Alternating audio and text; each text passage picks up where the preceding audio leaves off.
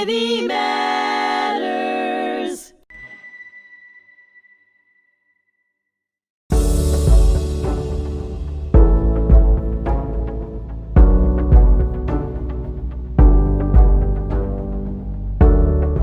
Hello, and thank you for joining me on today's episode of Disrupting Hate on HMTV. I'm your host, Ken Schachter, and I'm joined by my special guest, Arnie Herz, a lay leader on the board of governors of AJC, the American Jewish Committee. And Arnie also is a lawyer and mediator in the state and federal courts. We'll be discussing the Abraham Accords, the climate of anti-Semitism on college campuses, and AJC programs related to both. Arnie, let's start with this. What is the mission and history of AJC? Thank you, Ken, for having me on the show today, and I look forward to spending the next 25 minutes with you talking about these very important issues. AJC started in 1906 after pogroms in Kishinev, what was formerly under Russian control, currently I believe in Moldova. And the Jewish community there was massacred and tormented, and there was no one to advocate for them. There was no state of Israel. There was no IDF. So a group of Jews in New York formed the American Jewish Committee to advocate for them. They put their comfortable lives aside and decided to make this their mission. And they went and they lobbied and advocated with the Taft government, and eventually were able to get the U.S. government to impose sanctions on Russia to stop pursuing pogroms. And thus AJC was launched and has continued in an unbelievably illustrious last 119 years almost. AJC was a leader in a civil rights movement, in working with Dr. Martin Luther King, in standing up for equality of rights and for a world in which people were judged by the content of their character, not the color of their skin. And indeed, I believe it was in 1965 that Martin Luther King spoke at AJC's annual meeting and gave some very powerful words thanking AJC for their partnership and the important role that we play. AJC is a leading pro-Israel voice, and as Shimon Peres has called AJC, the State Department of the Jewish people.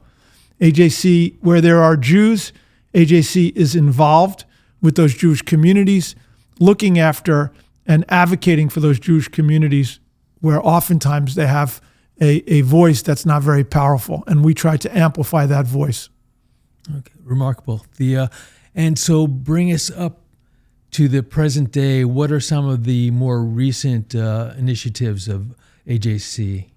Well, AJC's current three main priorities are fighting anti-Semitism globally, standing up for Israel's place in the world, and for democratic and pluralistic values. Those are our three core objectives. Mm-hmm. And as we see, the rise of anti-Semitism has suddenly spiked since October 7th in the United States and around the world. But we started seeing a spike of anti-Semitism in Europe over 20 years ago. AJC has 17 international offices, including multiple offices in Europe. And we have 25 regional offices across the United States, and we have 37 partnerships around the world in 5 continents. Okay. And so tell us a little bit about AJC's role in doing spade work before the Abraham Accords, of course. So one of the things that AJC was involved with is helping create relationships that became necessary relationships for the subsequent negotiations and culmination in the Abraham Accords. For 30 years, AJC has been traveling to the Gulf region and to other areas around the world, talking to civil society members and then eventually government members and then government leaders about Israel and the importance of having a healthy bilateral relationship with Israel for the benefit of both peoples and both countries in order to move societies, everyone's respective societies forward. And it's a painstaking process that took many, many trips. And ultimately, AJC, again, helped pave the groundwork that allowed the Abraham Accords to take place. And AJC continues with that work. And it's one of the reasons why in 2021, we opened up an office in Abu Dhabi, the first Jewish organization to have an office in Abu Dhabi, to help continue to foster and deepen those relationships. So just as a reminder, tell us what the Abraham Accords, which countries were involved, and what potential future holds for expansion. Right. So, the Abraham Accords comes from the understanding that Abraham, a forefather Abraham, was the father of not just Judaism but also Islam, and of course Christianity too, and that we're all brothers and sisters of Abraham. And so the Abraham Accords recognizes that there's this commonality, and particularly in this case between Jews and Muslims, and that the Abraham Accords is about creating a normalization process. We talk about normalization. What is abnormal is that Israel as a democratic society had been cut off from the Arab world and demonized and marginalized and isolated for many, many decades since its founding in 1948. And to such a degree that Israel planes could not fly over Arab airspace. Of course, there was a state of war. There was a refusal to have any commerce or relations that countries would have with one another in a normal course of affairs. And so the normalization process is about removing those barriers of isolation and to normalize relations where there's ambassadors in each country, that there's feelings of comedy, commerce, and relationships back and forth. And that's the gist of the Abraham Accords. Okay. And so ultimately in 2020, the Abraham Accords were signed between Israel and United Arab Emirates and Bahrain. And just as a reminder, those are two of the 7 Arab Gulf countries. And so it seemed like a significant landmark in breaking the isolation of Israel diplomatically. Yeah, it was a tremendous landmark accord. And as the CEO of AJC said at the time, that in 100 years we'll look back on this as a really history-shaping moment. And I agree that is the reality. And we've seen the importance of the Abraham Accords in that none of the Abraham Accord countries broke ties with Israel after October 7th. And that commerce and flights between United Arab Emirates and Israel continued unabated, and with Bahrain. And we see that the trade and commerce and relationships have continued with those countries. And it's very, very important. Of course, Israel has a peace treaty with Egypt from the Camp David Accords, and Israel has a treaty with Jordan. So we're now further widen that circle. But I think what makes the Abraham Accords special too is that it's not just a cold peace that some feel that we have with Egypt or with Jordan. This is a true warmth of peoples to peoples that hopefully will continue to spread, not just through the Middle East and the Gulf region, but throughout North Africa and throughout the world. Yeah, are there specific business ties or sectors that are of particular interest to the UAE and Bahrain? I think there's many. I'm not an expert on all the different sectors, but I believe that Israel has the unbelievable technology with respect to water irrigation and dealing with crops in a desert environment and cybersecurity and health and in medicine and in virtually every single arena. Israel has some of the most world-class experts in technology, which is of interest to many, many countries. Okay, and of course, there are also some published reports that another potential country that could join the Abraham Accords or something, an ancillary framework would be Azerbaijan, which is of interest because Azerbaijan, of course, is next to Iran and Russia in this kind of strategic position. What's the potential there, if you're allowed to speculate? Well, I think there's potential everywhere. Any country that I think wants to move forward in the best possible way for their citizens would be wise to understand that Israel is a potential essential partner, not a good partner, an essential partner. And I believe that it would be beneficial for both countries, Israel, of course, and for the other country, to engage in a deep, meaningful relationship. So I think there's tremendous potential with Azerbaijan. Azerbaijan has had direct flights with Tel Aviv for many, many years. There has not been open hostilities. There's been relationships between the countries. So I think the normalization would be the next step forward. Azerbaijan has important natural resources.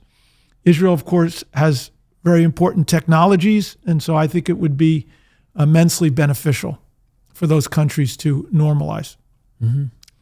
Okay. And it sounds like they're in the post October 7th, it sounds like there's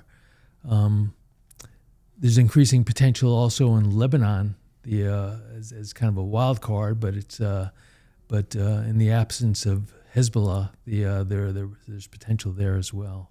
You mentioned Europe and AJC's heavy presence there.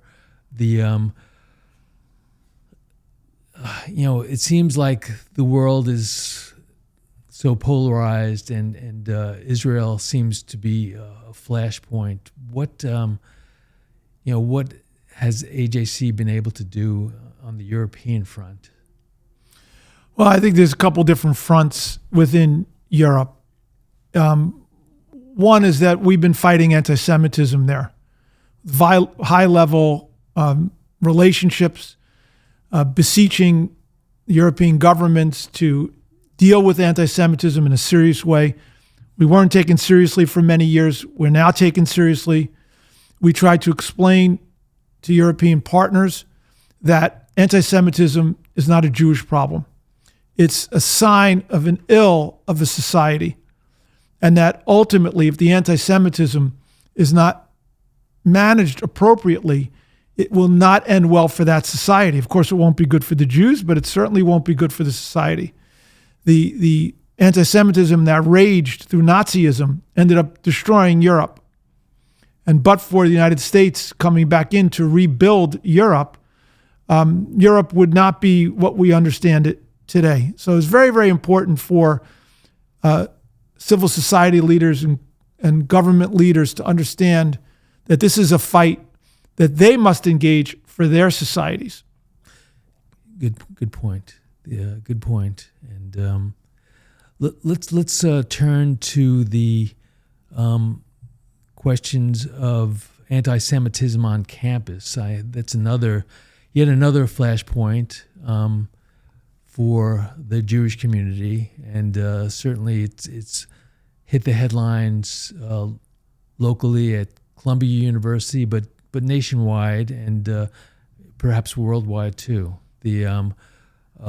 I know AJC is active there, including efforts to train students on how to cope. What kind of things has AJC done there? Well, we've launched a Center for Education Advocacy, which is our main advocacy organization, a center within AJC that's focusing on all things related to K through 12 and college. And so we're very, very involved in this space. A couple angles I want to take this from. First and foremost is how is it possible that college students who are intelligent, who are caring, who are thoughtful, who care about all different types of injustice, how is it possible that they, on October 8th, out in support of Hamas to demonize Israel, tearing down posters of innocent children, women, grandparents, dads who were held hostage? How is that possible? We have to understand something very profound and troubling has taken place.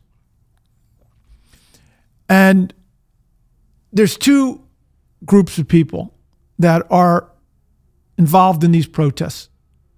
One group of people are malign actors funded through Iran, Qatar, other sources that are advancing an Islamic extremist agenda that has figured out how to brainwash droves of well-meaning students into a cause.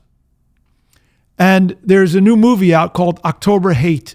I don't know if you saw it. It was in the theaters last week. I highly recommend it. And it chronicles in a documentary the trail of where is the money from? What's happening here? How is it possible that these forces have infiltrated into our universities? All these supposed spontaneous protests all appeared within an hour of when dozens of porta potties showed up and tents of similar make. So this was planned. This was orchestrated. And we need to understand that exists. And then you have the other side of it, which is the, as we would call the useful idiots, the students who mean well, want to do well, who are swept up in this and are absolutely convinced of the evil of the Jews, the evil of Israel, the naivete of who they think Hamas really is, and they get caught up in it. And so we're dealing with both sides here. We're dealing with people who mean well and who just don't understand, and people who know exactly what they're doing, and they're fostering this dissent. So that's a little bit of the problem. From a solution perspective, I think it's really the main focus of AJC has been to get the college administrators to do their job. They have a job of creating a safe and secure learning environment for their students that is open to a diversity of opinion, where people feel safe, are challenged, but they feel safe, physically safe and emotionally safe. And the universities, to a large degree, have failed in this mission. And we call upon them and call upon the government to hold them accountable to do their mission. And some have been exemplary and some have been abysmal. Columbia has been an example where it's been abysmal, and we've been out there protesting and supporting the students. So the second thing that we do in this is support the students so that their voices are amplified, so that they are protected, and so that college administrators and political figures take them the students seriously, and this is very, very important. And we have in AJC a whole college division where we provide advocacy support and support for our college leaders. And even before college, we have a award-winning program called Leaders for Tomorrow, or our LIFT program, where we've trained thousands of high school kids who subsequently end up in colleges to understand the complexity of the Arab-Israeli conflict and to be able to effectively advocate and articulate on college campus. And many of them became college campus leaders, and many of them now are outside of college in what's known as our Access program, which is our post-college program for our post-college kids between the age of 25 and 40 as they move into business and industry, and they continue to find their voice and be able to amplify their voice. So education is a key element in this. As a parent of a current college student who's just finishing up, she is actually attending a university in Asia, and frankly, I'm somewhat relieved that she is out of the crossfire as a Jewish American student, because frankly, it's difficult to watch sometimes the hatred and expressed on the college campuses. So the AJC actually starts its education programs at what age or what levels? Our LIFT program is for students in ninth grade. Moving into 10th grade. Uh-huh. I believe it's most of the kids are 10th grade, 11th grade, and 12th grade. So I'm not sure what age 10th grade is anymore. 16 maybe, so probably around the age of 15, 16 is when we start. Okay. And then we have a LIFT 2.0 program. It's kids who graduate, they get a second year further training. And a lot of this is advocacy training. I was just in Washington last month with 200 of our LIFT students across the country. And they went to Congress and advocated before Congress. And it was very, very impressive. I met with another number of members of Congress, and they said, your LIFT kids are cut above all the other students who come to advocate for Israel and for any other cause. They're well-trained and informed. And one of the things that they understand is that it's not black and white. Mm-hmm. Israel's not a perfect society, as we all know. Anyone who's an Israeli knows that Israel is, constantly at odds with itself. It's a complex society like every society, mm-hmm. Except for those societies that are under authoritarian regimes, and it's not complex. And that's just a suppression of the normal complexity that you would find in any society. Mm-hmm. So that's our LIFT program, and we're very, very proud of them. One thing you say with your daughter, how it's difficult to watch. And it's not only difficult to watch, it's dangerous to watch. And what I mean by that is that as we walked through to come to the studio here and saw the pictures of the Nazis, the dehumanization of Jews, it's essential that we engage it front on immediately with all of our strength.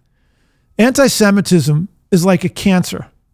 The longer you let it foster, the bigger of a problem it becomes. It has to be intercepted immediately with great strength and vigor.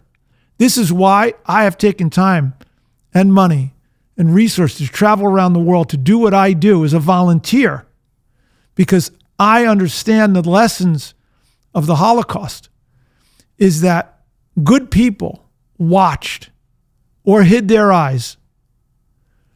And if everyone had their eyes wide open and engaged the fight, that's the only chance we have to prevent it from becoming a much bigger disaster than it needs to be. And that's why AJC is all over the world. And that's why AJC is educating, as I said, from ages 16 and up, to educate people, to make them effective advocates, to create a different world, and to create the world that we all want to be living in. It doesn't happen magically. It only happens through our effort.